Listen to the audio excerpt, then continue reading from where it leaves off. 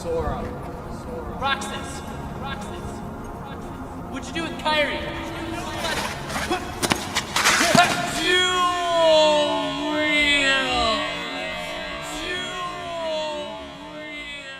I don't know.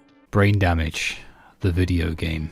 Kingdom Hearts is only good because Tetsuya Nomura is the worst writer in the history of video games. And it's good for the heart, my beloved fever dream, for I too was touched by the hand of autism. It makes me feel alive in a way that's only equal to how old and dead it makes me feel simultaneously. It makes the bad thoughts go away and sometimes makes the bad thoughts happen. Because Tetsuya Nomura is a dogshit writer, and this is why I love his stupid heart games. It's good because it's bad, it's great because it sucks. He is so laughably bad at writing, to anyone who has ever picked up even the shittiest book in their life, of their own volition that is, that the only place his apocalyptically terrible writing can possibly fly is within the birdcage of fiction that we call Kingdom Hearts, a self-enclosed ecosystem of autism wherein light neither enters nor leaves. There's a singularity. No sense of writing discipline, endless repetition, makes things up as he goes along, retcons, tropes, and pure 21st century humor. If there's a god, then he probably put us on Earth so that we could invent the PlayStation 2 for him and prove our worth. In short, Kingdom Hearts broke me. Kingdom Farts is the story of how Goofy nuked Pakistan because his anger issues went untreated for too long. Which is obviously a lie, but it's Tetsuya Nomura, so it's not totally obviously a lie. Like, if Goofy nuked Pakistan, I wouldn't actually be surprised. He's obviously carrying some serious shit. It's unmedicated emotional dysregulation, this franchise, and that's what caught my eye. Donald, oh. Sorry, it looks like I'm interrupting something. You ever just lay awake at night at 3 AM like, who even am I? And literally, what am I doing with my life? I'm gonna die one day, what am I doing? But then the Traverse Town theme plays, so it's okay. And you're like, yeah, it's alright, I'll get a few hours sleep. Kingdom Hearts has a long jet black fringe, just like I used to when I was in emo, and just like it did with me, it impedes its vision and causes it to walk into things and hurt itself in a really hilariously dumb way to entertain others. You know what I mean? I know you do. If you weren't a little crazy, you wouldn't have clicked on a Kingdom Hearts essay titled Kingdom Hearts Deconstructed. Don't try and be cool. I know you. We go way back. You remember that time? You remember. Whenever people try to act like this game is anything other than the event horizon of Psychosis, I smuckle to myself before sipping my Earl Grey tea that I dunked into my crumpets. Crumpets are what the English call testicles, by the way.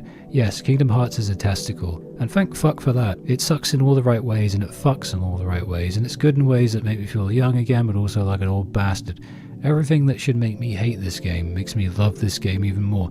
I love Kingdom Hearts for inexplicable reasons because I literally don't understand it myself. Hence this essay. I once said, many moons ago, that FF7 Rebirth is Kingdom Hearts now, and people assumed I didn't like Kingdom Hearts and that was a slight. In fact, I love it with all of my heart. The thing is, the weird things that exist in Kingdom Hearts must remain exclusive to it. That's the rule. Because these things only ever work here. They're like fortune. They cannot breach containment on account of the existential and metaphysical wankery that Tetsuya Nomura managed to summon from the ether and condense into this unfathomably odd game. And I'll never truly understand the inner workings of this universe of wanky fucking poster. No, you fucking shit. Tetsuya Nomura, you motherfucker. Where was I? Yes. I will never truly understand the inner workings of this universe of wanky anime stuff, but I feel like it wants me to feel at home, even when things get weird and scary. It's likeable. It tries so hard to be edgy, but it's just adorable instead, but also annoying. So you just smile and laugh at all the emo shit. Remember you were a teenager once and get back to beating things with your big key, smiling bigly at the moon as you do it. It's honest and innocent. Wake her up inside. Even when it tries to be dark and edgy, you can tell it's hating every second of it. The more it tries to be edgy, the more authentic it is and how wholesome it is, and it's trying to hide it. It's like it's saying, life's going to throw a lot of confusing things at you, but what matters is remembering who you really are deep down, while also being open to changing and growing, and finding good friend beans to be with, maybe even a sweet girlfriend who's fucking useless. And Hearts in Darkness. That's the Kingdom Hearts experience. The drugs we took along the way. Now I understand video essay audiences aren't exactly known for stepping outside the bounds of the law, but I will say this, it really is like a drug trip. And maybe it's just a game where you whack things with a big ass key, but I have a genuine passionate love for it, which is weird, because I'm both not good at it and also have no particular interest in becoming good at it. I'll never beat Sephiroth. I never even fight him. Maybe in Kingdom Hearts 2. And if I was any less bothered, I'd be dead. Because it's fine. I can just sit in Traverse Town and soak up the vibes like a vibe sponge and watch it on YouTube. Or listen to it while I grind my balls off. And then beat the game that way while wondering if I should have used the gravity or stop spells more instead of just using it for chests. Or maybe just fly around in my stupid Lego spaceship named Aranea. I love anime. I've got a friend back there. I've got a friend in the... Makes me feel insane, but in a way that's good, because going insane is liberating, and you don't got to keep up appearances anymore. Or maybe it was made to give me a big hug and tell me it's all going to be alright, as long as I believe in my heart and don't succumb to the darkness. As a jaded, miserable wanker with a heart that doesn't actually work properly, I appreciate the sentiment. You know, a few women have tried to fix me, and failed. Not Kingdom Hearts. Kingdom Hearts accepts me as my broken, unfixable self. It's a perfect blend of coziness and weirdness, which is kind of what coziness is anyway. And in this franchise, while the narrative, the vibes and the themes themselves are simple, the story does not share in that distinction. And therein lies the very poetic quality of a series that has cringy friendship speeches like something out of a Saturday morning cartoon, while also condemning certain characters to years of torment in a deep dark underworld where time doesn't exist and the existential horrors of cosmology are made manifest. 5,000 years, 2 billion games. But here we are! It's a platformer that makes platforming an existential struggle. Its combat sometimes feels like one of those bad dreams where you're in mortal danger but your body's moving in slow motion while the big wave comes. But it feels nice, and that's what Kingdom Hearts is all about, innit? I don't need it to make sense or be tactical, I just want vibes, and this game delivers.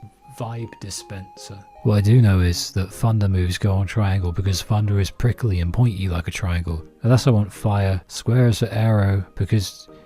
Shut up, I'm having fun. The emo soul never ever dies. It has a power that only 90s kids will understand. My emo soul keeps me here in this game of life, in this arena of consciousness, and also Sleep Token. Kingdom Hearts 1 is Sleep Token, but it's also the fries at the bottom of the bag. For most, they won't like it as much as the big, beefier fries. But those fries insist upon themselves. You know what, some actually enjoy the weird little quirks and oddities of the fries at the bottom.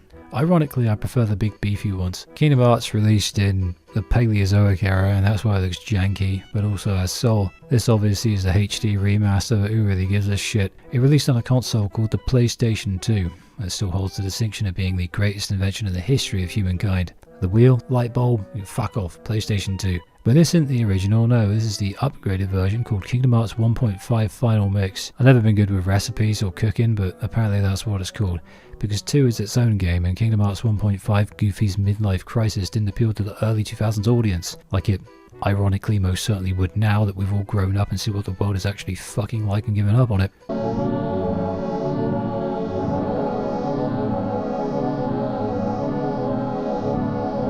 It contains new things like Riku cutscenes apparently and weapons for the dog and the duck. I don't know what else, I don't really care. And today, we will be exploring a place in time via the codified and digitized abstractions that we call the medium of gaming, in order to ascertain the location of the one true heart, the memories of which keep us warm in this awful paradigm that we call the modern age, in an attempt to forget, even for an ephemeral little moment, that it's not the early 2000s anymore, and the world went really, really crazy. Last night I had a dream. I had a CRT TV with a built-in VHS player and literally felt genuine happiness for the first time in over a decade. Anyway, remember it more vividly the more tired I am. In Kingdom Hearts is a fever dream anyway. So this is like the perfect circle of destiny. I guess I'm saying that thematically speaking, Kingdom Hearts is what it represents, but insofar as the narrative goes, it's timeless. Super simple on the surface, at least for the first 90% of the game. And ironically, while this kind of thing isn't typically appreciated by the young, in getting older you feel it a lot more. I don't think video games get more pure than that, and that's why it's also randomly emotional and so open about it. I once said that Tetsuya Nomura is not a good writer, but that might be one of the strengths of this game. Kingdom Hearts doesn't make sense, and that's why it does. As I play, my insanity meter goes up intermittently. Kingdom Hearts. Why did nobody want me? But still, in the dark, all I see is blue and yellow balls. It's been tens of hours, just whacking things and these flying balls exploding out of them. Now when I'm away from the game, I still see them exploding into life in front of me, and the theme song from Agrabah rings in my head like the bells of the end. Or maybe I'm just a bell end. Sorry Boris, I don't think Lucky Boy's gonna make it out.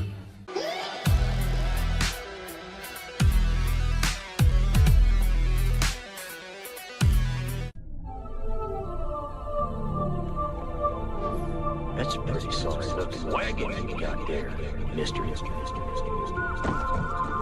reckon it could use a coat of paint. Well, what are we waiting for?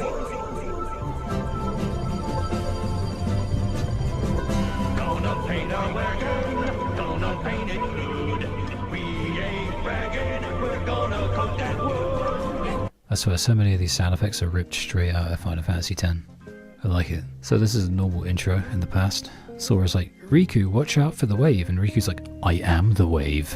And some other such early 2000s wankery that speaks to the emo in me.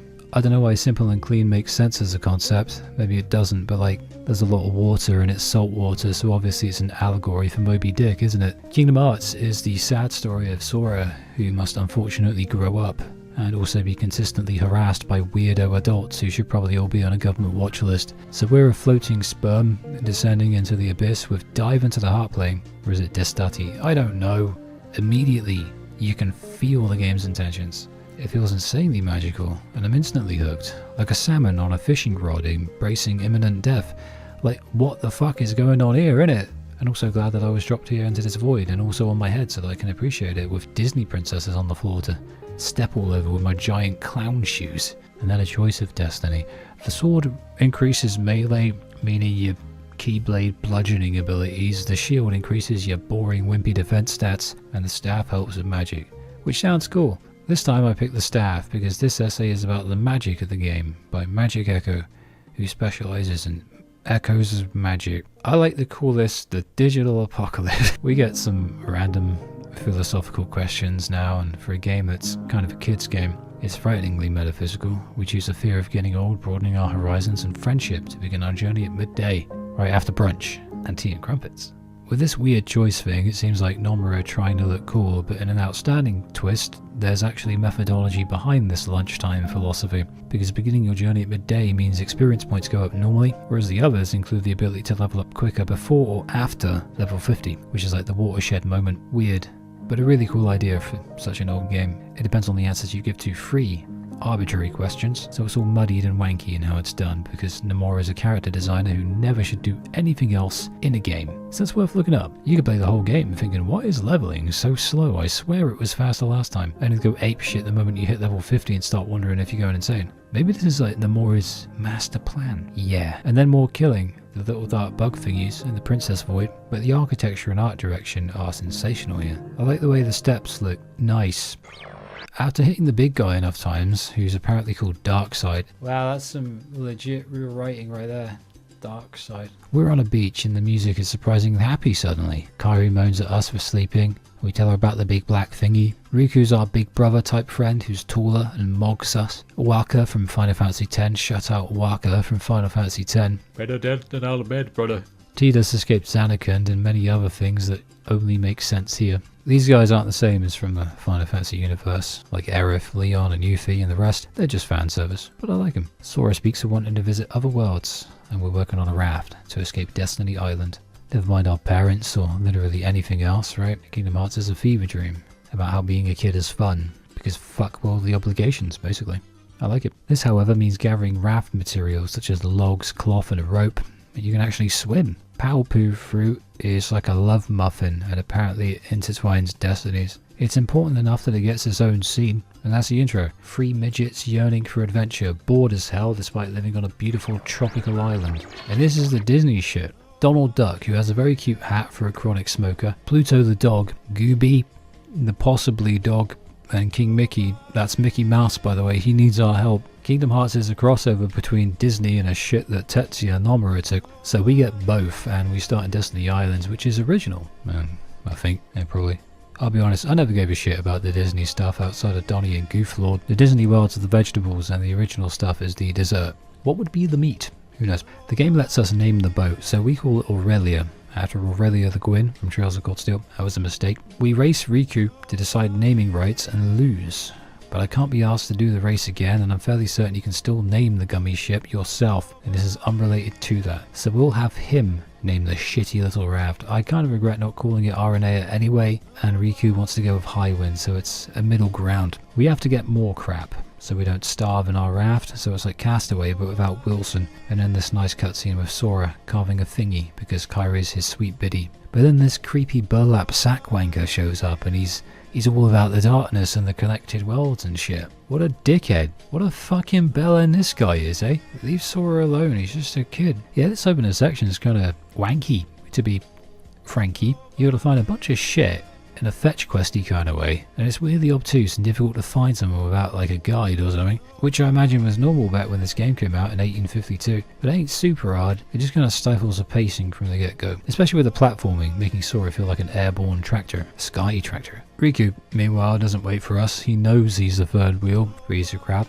as they say. The Disney crew of Donald, Goofy and Jiminy Fucket explode into the galaxy on their spaceship so they can go find King Mickey. On the island, Sora's mum calls him to dinner. Yes, he has a mother, and this is all we'll hear of her, possibly ever. He literally never mentions her ever and couldn't give a shit about it. It's very funny, but a storm approaches, and Riku's at the center. Riku says the door has opened, but it's just a portal in the sky. How does he know any of this?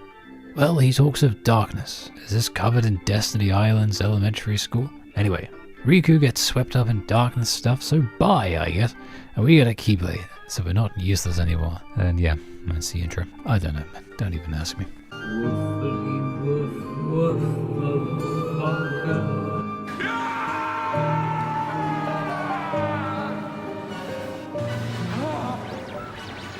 Traverse Town makes me genuinely chill. It is my favourite. Like, if humans had an emotional hit point counter, like a life force, Traverse Town makes my emotional HP go from 1 to 99 in those first few notes alone. Just like that. I feel emboldened by it. Emboldened to chill the hell out. Like, as a walking existential crisis, the music here in the little cozy town itself, alongside the people here, they just warm the soul. It's big enough for you to go and explore it, and it's segmented into clever little partitioned areas, like the game in a holistic sense, because PS2 games worked in megabytes and memory was gold dust, so it's also really enclosed, like it's hugging me. It looks archaic in a cool way. You're immediately surrounded on all sides by these cute little buildings and the warm streetlights, as if you could ever possibly get lost here. It's just a wonderful early game location. The colours and shapes in this game are bright and weird, but they look like they belong in the world they inhabit. It's a timeless art style as a result. Sid from FF7 is here in this shop, and he's nice to us, so I guess we don't have to drink our damn tea. He says he's got our back. Good guy, Sid. We went through town and it's overrun by these little bug wankers, and this helps Lukey Boy bigly, because Lukey Boy despises having separate sections for things and likes his essays to flow like wine at a banquet, or pee into the bowl. So I'll point out right here that fighting every enemy you see isn't technically required, but I would recommend taking out at least 90% of the things you encounter throughout your playthrough. The usefulness of grinding in this game really is contingent upon that choice you made on the Fever Dream beach back in Destiny Islands. But I'd always err on the side of the grind, because in this sense, you can work it into your routine as you explore. On revisits, sure, you can lay off, or if you think you're going to go crazy, but if there's a difficult boss and you feel like your spells are okay, you're probably just not killing enough thingies. This fortunately can be remedied by killing thingies. This is Lady and Master Dalmatian. They lost their 99 Dalmatian puppies due to the chaos of their world's destruction, which makes for a good excuse, but you'd think they could at least keep one close by. Well, it's on us to find them, but we're going to leave them to their own devices because that shit's for completionists, and I'm not giving my OCD that kind of leverage. It will destroy me if I do. I used to be a full-on completionist type gamer. It made me miserable. I don't want to do it anymore. Now I do the opposite to fight my OCD. We fight Leon, and we beat him, but then we lose in a cutscene. It's like a Trails game. Hey look, it's Riku, currently in an underwater void. Personally, I think any misfortune that befalls him is justified and deserved on account of his terrible fashion sense. Gooby and Donald, those two meet up with Aerith, who apparently walked off that pesky injury in the City of the Ancients. Final Fantasy VII truly is a multiverse, and Rebirth is canon after all. Take that, haters! She tells us of the Heartless, the little bug thingies. They're attracted to the darkness in people's hearts, like flies on shit. Yuffie mentions Ansem. He was studying the Heartless. Ansem is the wise professor guy in the series, but he's not only that, and this somehow ends up even more convoluted than other things. How can I make this simple thing stupidly complex so people think I'm a good writer? And then Yuffie tells us also that the little Heartless attack us for our Keyblade, so Leon, Yuffie and Aerith and Sid are the Final Fantasy contingent, here to remind us to buy the Final Fantasy games. Turns out we're the chosen one too. Cool. Sora, Donald and Goofy finally meet as they land on top of us, and then we beat the game's second boss. I literally have no idea. Probably something from a Disney movie, but also possibly a Pooh that Tetsuya Nomura took after too much ice cream sandwich. A fast friendship is forged between the dog, the duck and the human Keyblade warrior. Yeah, it really is that easy to make friends in Kingdom Hearts. Whisper runs on happy faces. Happy?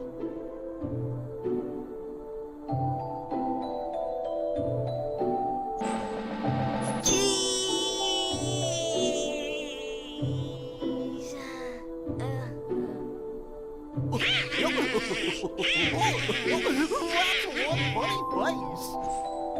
Okay, why not? I'll go with you guys. Name's Goofy. I'm Sora. All for one, one for all. But don't leave yet. This is a blue Trinity mark. These give you cool thingies, so interact with them and make a note of the ones you have. Oh, just look it up online. But for us, it's the great unknown. Space. Our ship is ours to name, so to repent for my earlier mistake, I name our esteemed spaceship, Aranea.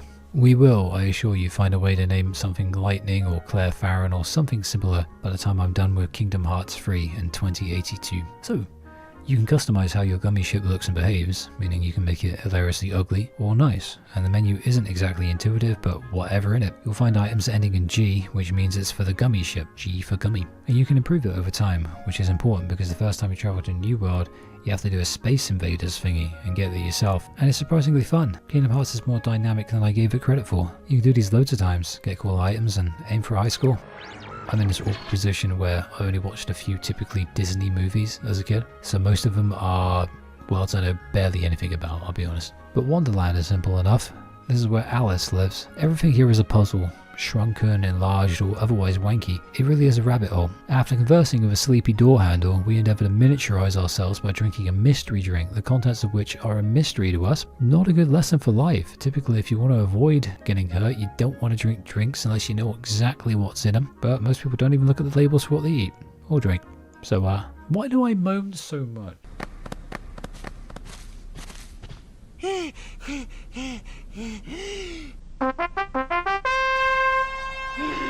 Court is now in session.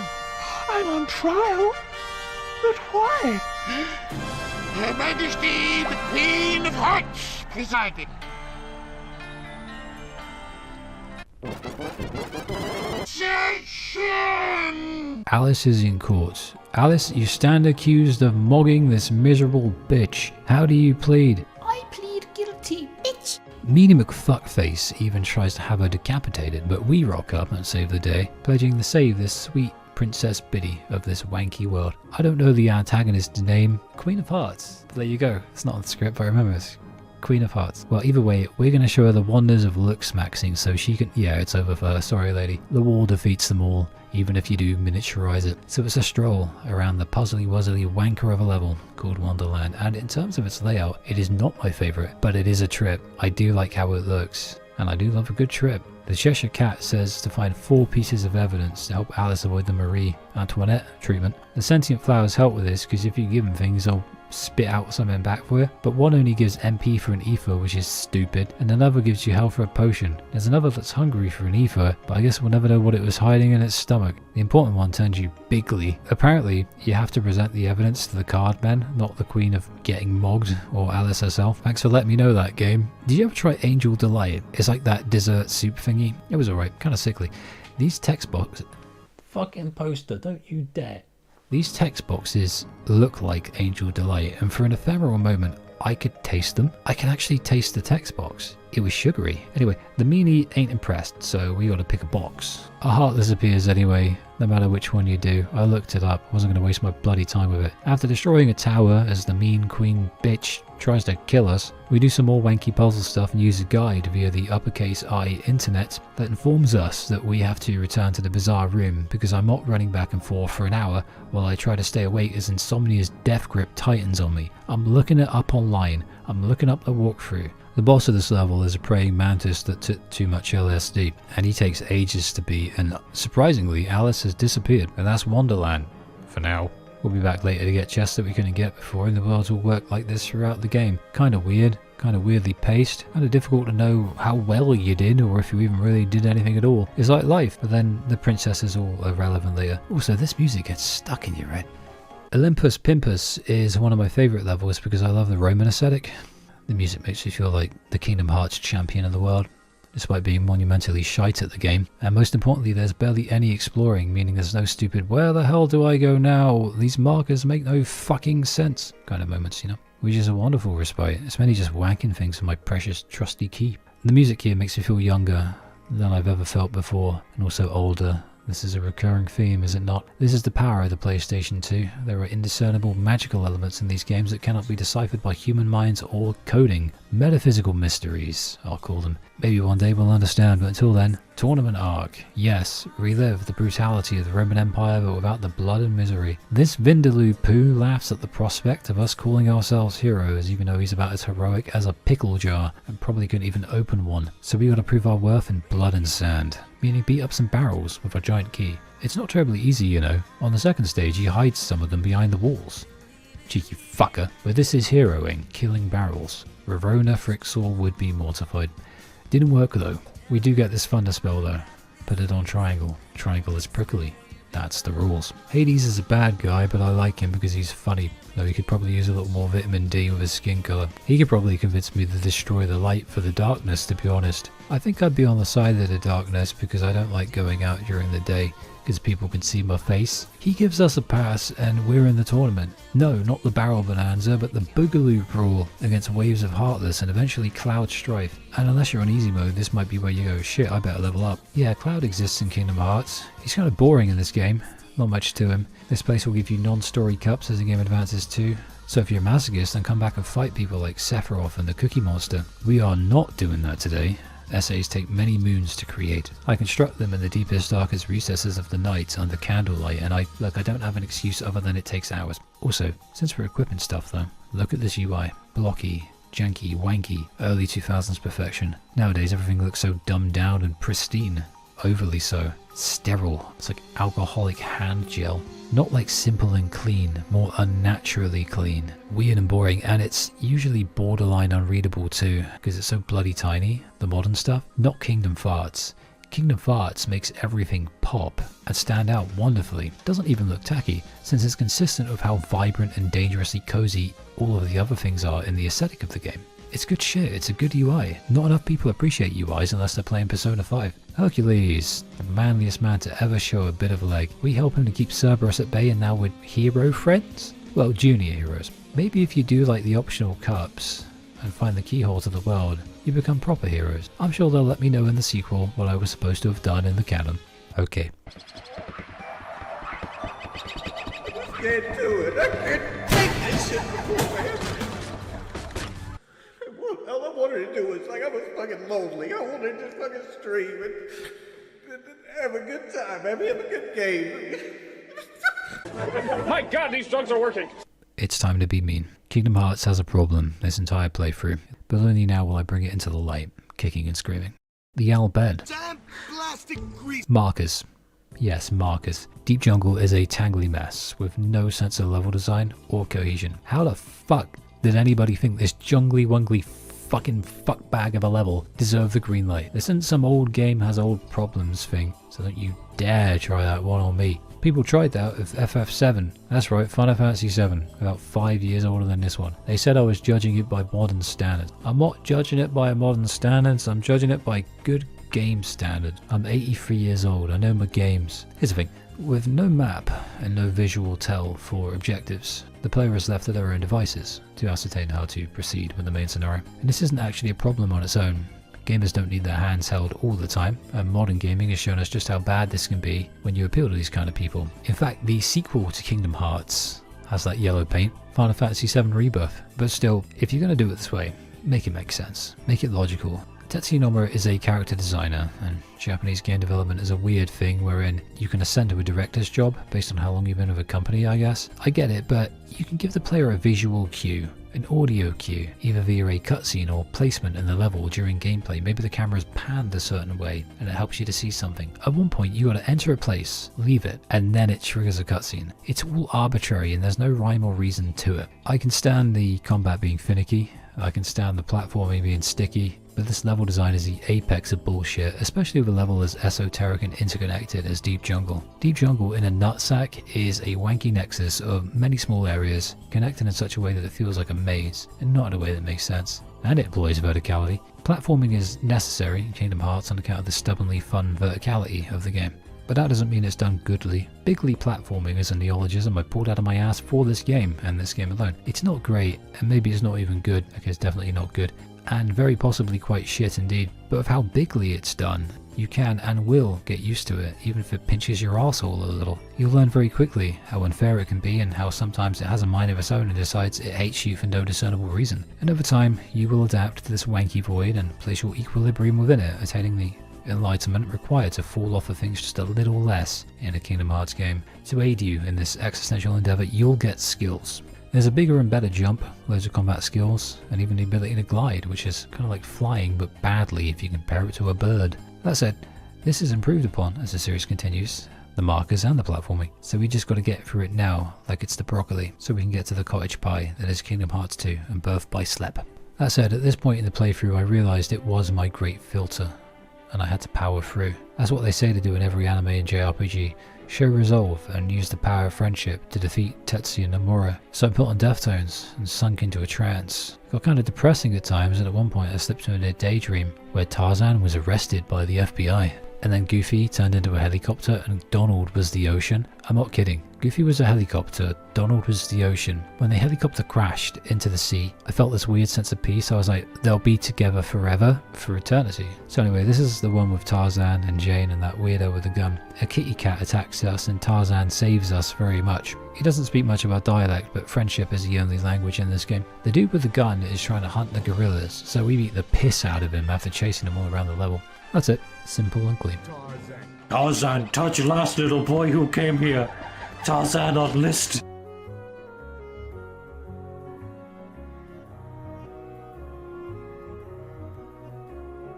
Returning to previous worlds is usually reserved for picking up Trinity marks. Fucking accent, goddamn. Someone asked me to speak in my real accent during a whole video and I said you wouldn't understand a thing. You do it for Trinity marks, usually, but we go see Merlin, who's a Disney wizard or something. I don't know. You could be an original character for all I know. Written by Tetsuya Nomura's testicles on a rainy Sunday. We find Riku, surprisingly, who's a little edgier than before, and then Maleficent gets her claws into him. A recurring theme in the series seems to be gullible morons being manipulated by creepy older people, and this is the genesis of that. That said, I cannot take Maleficent seriously because her theme song is so overtly miserable and evil that it just makes me laugh at this point. I do not know what movie she is from, and I do not care. I will simply smash her with my Keyblade and I will save Riku from himself. Anyway, we find the key to Traverse Town and lock the world up. The idea is that the Heartless get in through the keyhole or something, which is odd because they keep appearing even after this. Is that a plot hole or did I miss it? Who cares? Don't rely on me for Kingdom Hearts lore. Let your heart be your guiding fart. Yellow coloured honey smug on the screen can only mean one thing. The 100 Cock Stare, aka the 100 Acre Wood. Nice place, but the people here, or animals technically, make me feel like I'm gonna be part of some Wicker Man shit, burning with the bees.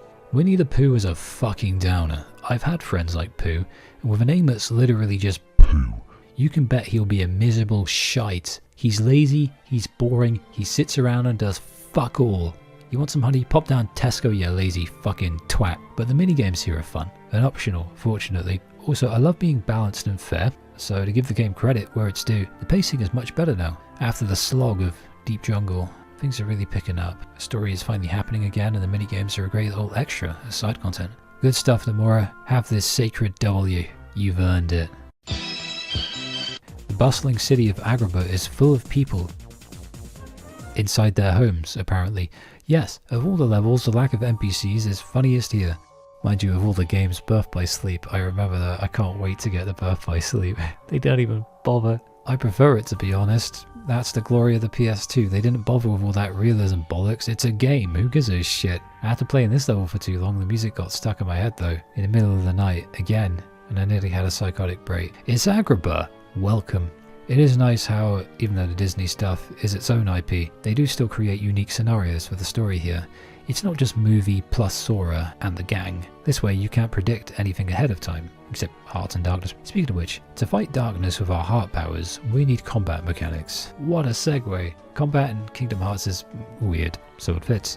Still, I can't call it simple and clean, because it has more moves than I remembered, and it's got more depth than some of the newer Final Fantasy games. With Final Fantasy 16, that isn't exactly a high bar. I still get comments from people angry about it. It's a crappy game. Did I just throw a straight at Final Fantasy 16 during a Kingdom Hearts essay? Oh, Luke, that's a bit uncalled for.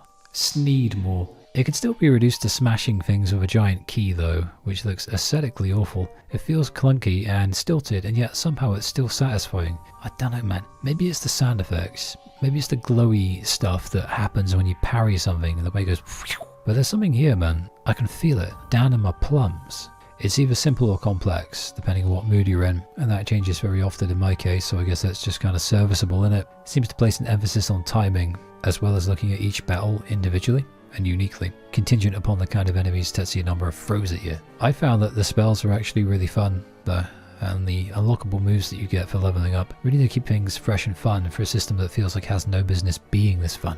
Also, I like to jump before a combo, because then Sora does the animation quicker. Enemies drop money with a U. Yeah, it's different than money, and until you get the ability that expands the area in which you can magnetically pull the money in to your arsehole, you will be running around in circles of avarice like a twat to grab all of them one by one, which I'm starting to think is an early game humiliation ritual devised by Mastermind Nomura. Want your shackles, run around in a fucking circle, bitch. He's genius. Trial and error are the name of the game, like with this little fever dream of an area for instance, wherein you face what seems like countless and unending waves of enemies in a never-ending nightmare. But it actually does end, after maybe 3 or 4 waves of them, and then it's really weirdly quiet and you wonder what life is even for and why you did it. The grind levels, most likely. It feels impactful and smooth and really fast paced. It's not complex at all unless you want it to be, and it don't gotta be, innit? Just whack things with your Keyblade, and if you don't want to grind into overpowered territory, use some cool spells to mix it up or just ignore them. Attack is the best form of defense because hitting something just as it tries to hit you will cause a parry, which is useful because it takes a while to unlock the block, and you can earn tech points which are just extra experience. Summons exist like Bambi, the mini woman with the cucumber dress, Tinkerbell, that's a genie man who sounds like Homer Simpson and I think it might actually be voice acted by Homer Simpson. Also Simba and Dumbo and something called Mushu, a nice variety of insanity. I barely used any of them. Tinkerbell's good, she heals you. She helped me beat a dragon. Agrabah's story is, like most stories in the early to mid-game worlds, largely inconsequential but moving the story along gradually. The pacing super slow at first and combined with asshole levels like the hemorrhoid that is Deep Jungle, it'd be easy to drop the game. In short, we have Aladdin, Jasmine, the Blue Genie Man, and Jafar, who's very funny because I cannot take him seriously on account of his ridiculous facial expressions. Jafar steals Jasmine like a purse, so we fight a weird beetle thingy to steal her back as Jafar takes Aladdin's precious genie. So we move over to the darker, more scary part of town to save them both. Yeah, it's really that simple. I also love the darker area of town. Deserts are nice in video games. Pretty. Really, really pretty, like Aranea and lightning. This boss sucks because he's annoying, but you can just stand on his head and hit him in the eyes for a while. One of those weird wait for the boss to do a thing and then hit him kind of thingies. But the super annoying part is the henchman that he spits out at you. Inside of his gigantic mouth is the Cave of Wonders, where you'll fight Jafar. Jaffa Cake. That's what it keeps reminding me of. That's what I keep picturing a Jaffa Cake in my mind. I'm like, why am I... Jafar Cake, Jaffa Cake. That's it. Sorry. This is the worst boss fight I've ever played. Well, maybe there's worse. We'll see as we go along. But this one stands out uniquely. It's a 2-part odyssey of stupidity in which, for the first, the dude hovers high above the ground and moves constantly from place to place, meaning you'll spend about 50% of this boss fight just chasing him. Just dodge rolling across the map to get there quicker. I wonder if the speedrunners do the dodge roll too. I feel like I was supposed to be a speedrunner, but I decided not to end up in the psychiatric ward. But the other 50% is hoping he's dumb enough to stand somewhere where you can actually reach him with a jump, which would actually be good game design. And unless you've deliberately grinded, it will take ages. Mind you, I didn't help myself. I thought there was a trophy for using the same keyblade for the whole game, and so I had the kingdom key until Hollow Bastion. I'm sure that didn't help, but that ain't it. It ain't ever it. The second round involves twatting his little parrot to get the lamp off him. That takes a while too. It sucks. After this, the day is saved. The genie and Aladdin reunite, and Jasmine probably would have banged Aladdin, but she gets kidnapped like Alice did. All the princesses are getting kidnapped. But I looked into it, conferred with Waka, and we found the culprits. We'll get them, we will. After this, we get the Green Trinity ability, and with it the option to open the synthesis shop in Traverse Town.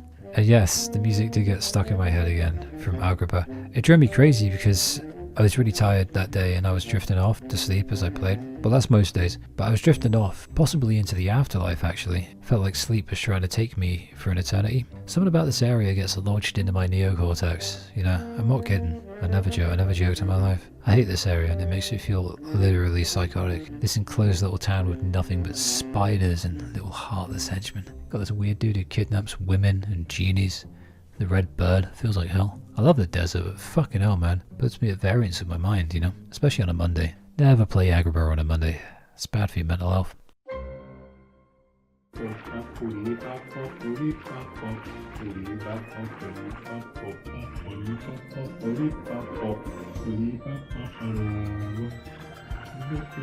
Vore.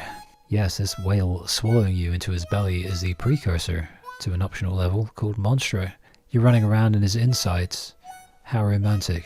Here I was thinking, if you want to impress a girl, you just get her fish and chips and take her for a walk around the beach. Or go to the zoo and look at the pelicans or laugh at them for a bit. Nope, just hop into a whale's mouth. I guess Tetsuya Nomura knows the key to a girl's heart. Exploring the bowels of this monstrous sea species is a weirdly existential experience. It kind of sums up Kingdom Hearts as a microcosm, doesn't it?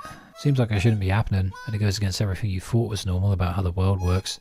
Yeah, here you are, realizing there truly is no end to the mystery of the universe. I bet Goofy gets mad puss.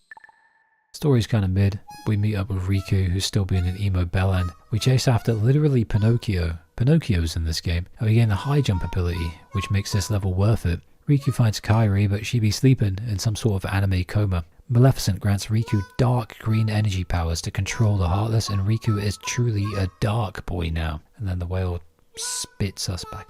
Meeting Ariel is nice, because she's really nice to us, but I don't think I'll ever be used to Goofy being a turtle or Donald being Squidward's bastard son. But considering this level ends with a giant purple lady trying to Vore us, I'm starting to think Tetsuya Nomura might have a thing for it. Underwater levels fill me with dread more often than not, but as those go, this one is the least egregious. Well, in terms of the mechanics anyway. Finding your way around can be difficult at times, but that's a Kingdom Hearts level for you. I would be worried if a Kingdom Hearts 1 level wasn't a complete and utter twat at the best of times. That's when you know you're looking at white walls. The vibes are immaculate, and riding the dolphin is majestic. The story is half Little Mermaid and half Kingdom Hearts, where Ariel wants to be an explorer. Her dad Triton's like, "No, stay here and don't die." And he's right, because Ursula's a mean ass hoe.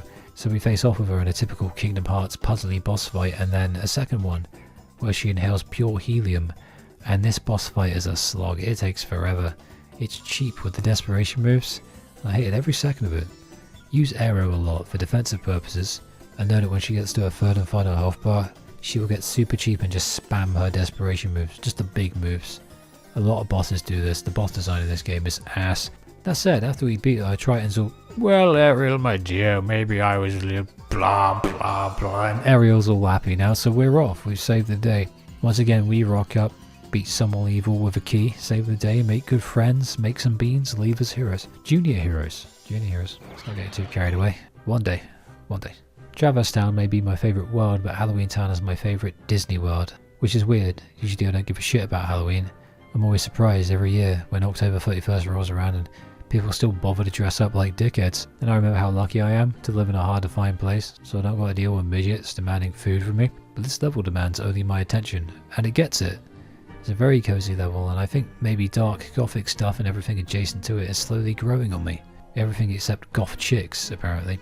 I'm not that crazy, yet, but I do love this place. The story is nothing to write home about, and it hits on something once again that you kind of just got to get through. Enjoy the wholesome moments with the new friends you make along the way, and secretly wonder where the actual original story is going to pick up. But the atmosphere is very absorbing and dense, and I could stay here for hours, which I know because I literally did. The story is virtually non-existent as it pertains to the overarching plot, but I kind of dig that about this place in particular.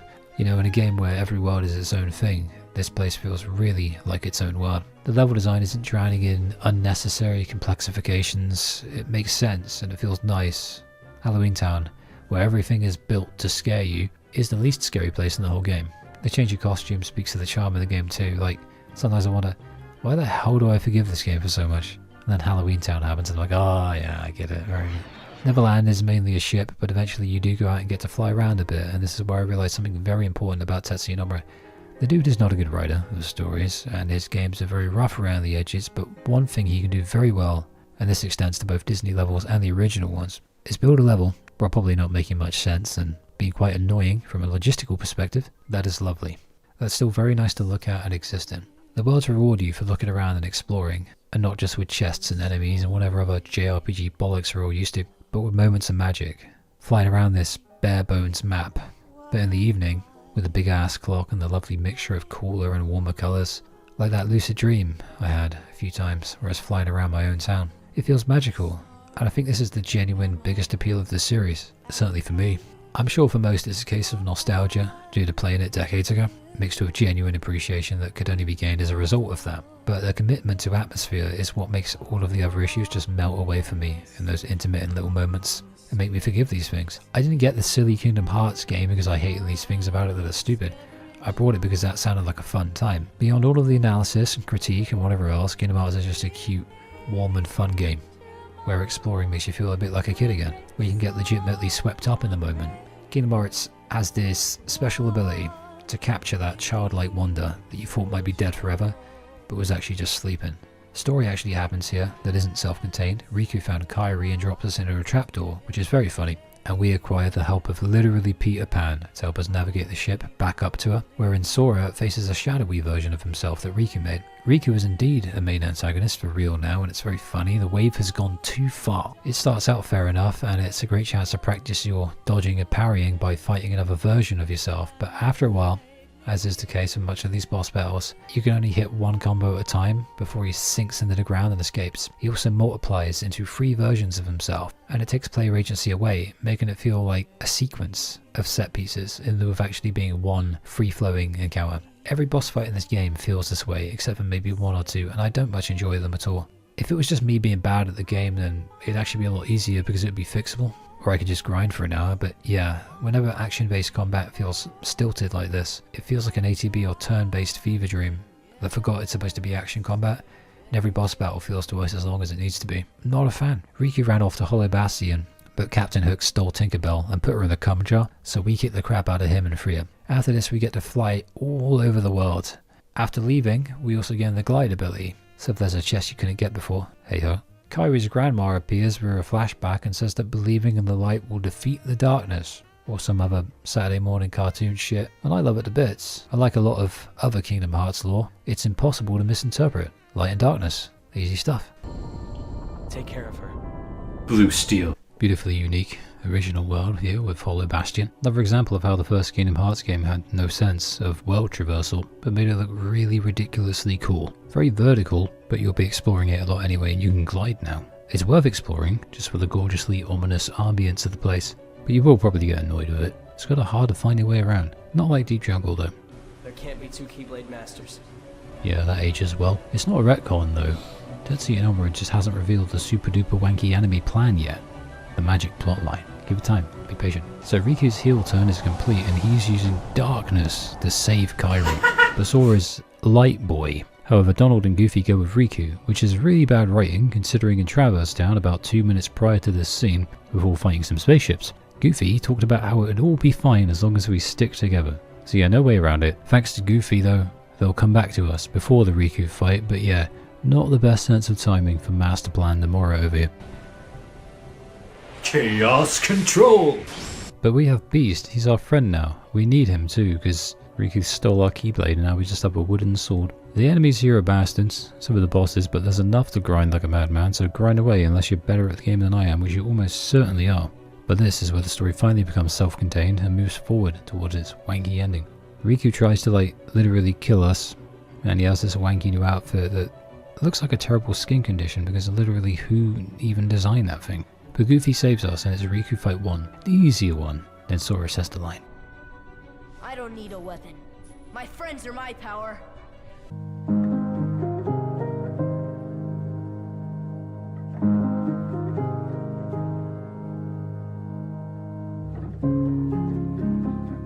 He's gay! Hatsune Riku meets Burlap Sack Wanker and turns him green with darkness because Riku is green with envy and probably knows Kairi like Sora better.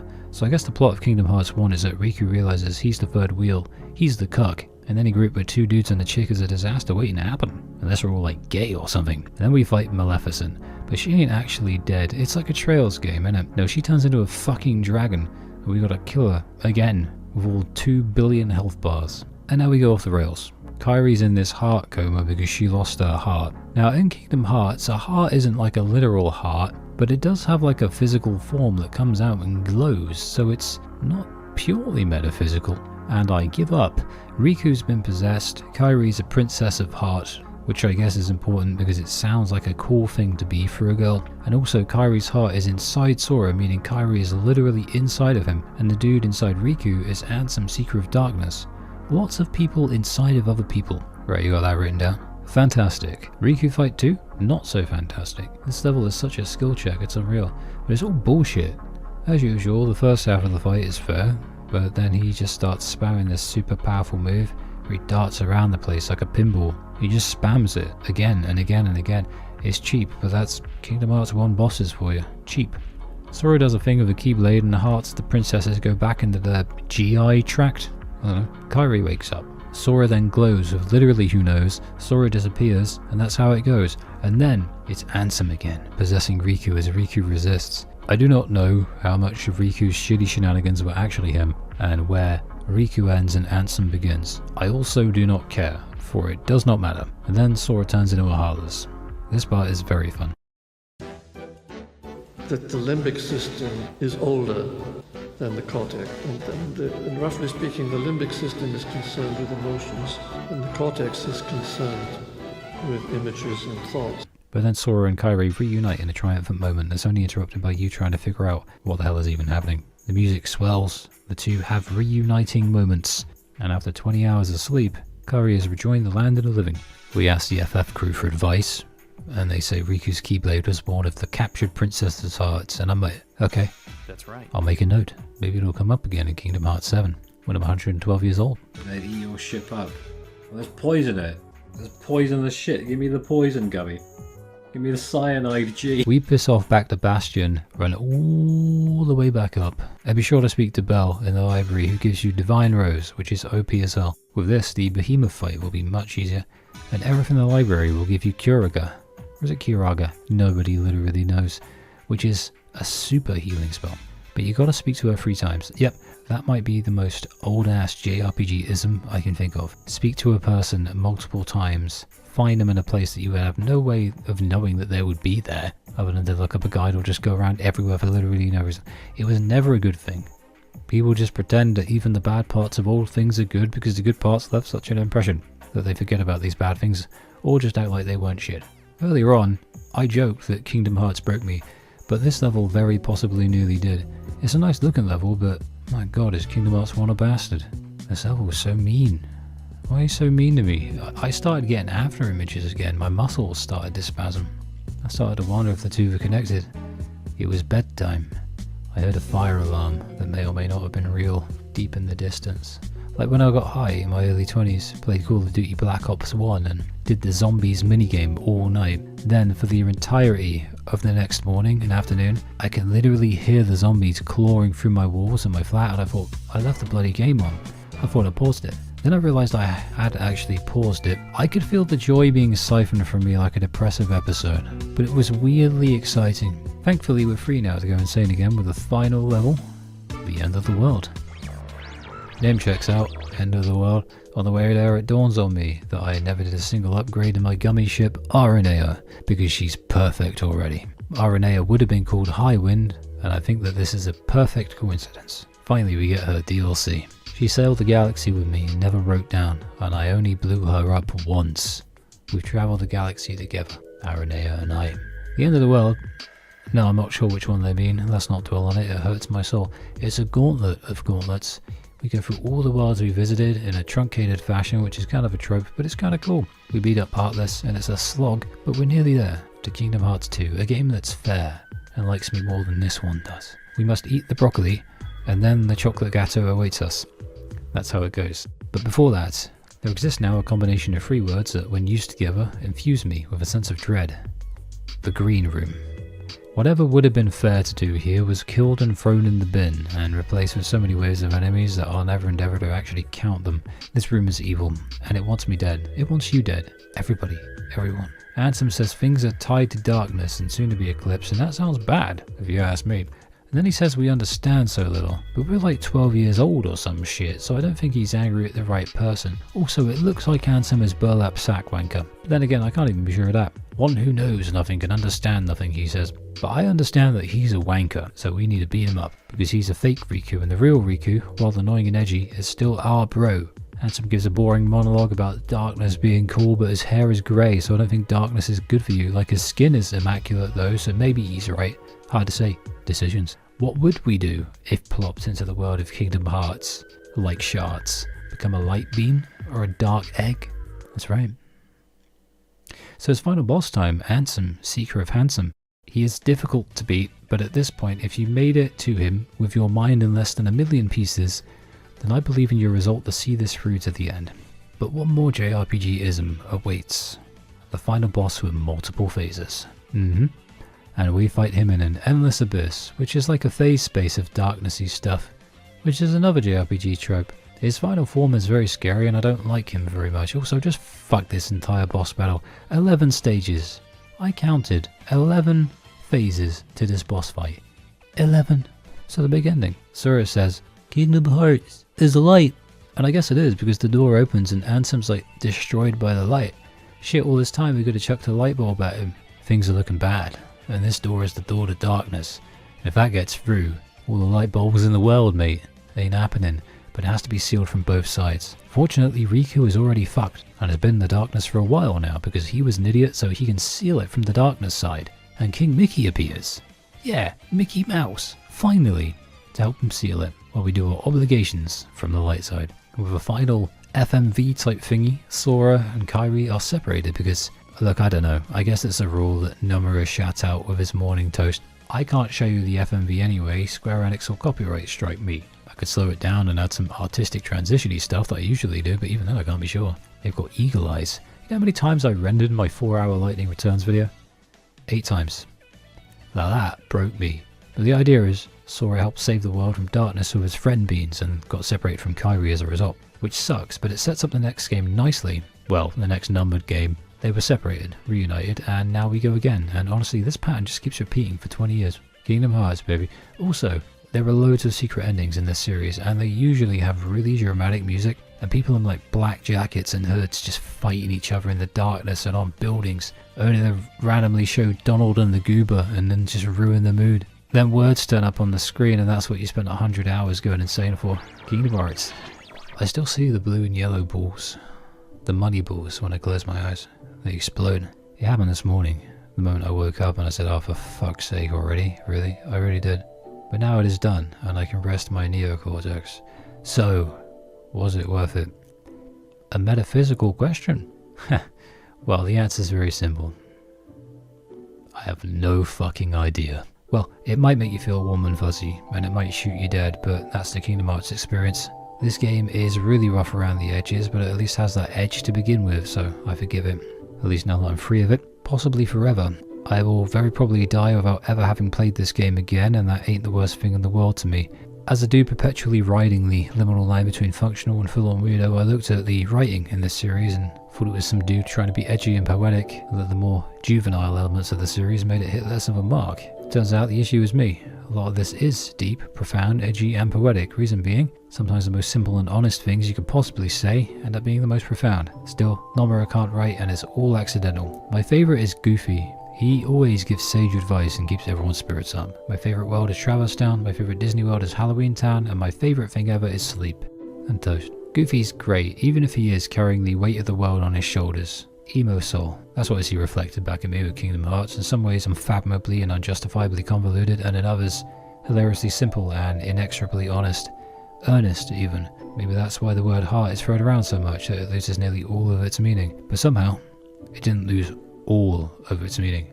The heart survives. I'm saying it's relatable. This game with the dark and the goof and the Disney crap is more relatable than a lot of modern AAA games with the hyper-realistic graphics. That's Kingdom Hearts. A swollen ass cheek of a game, and I like it very much.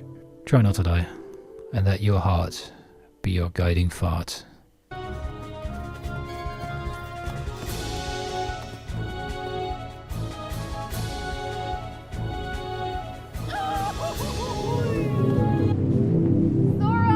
dinner's ready. Come on down.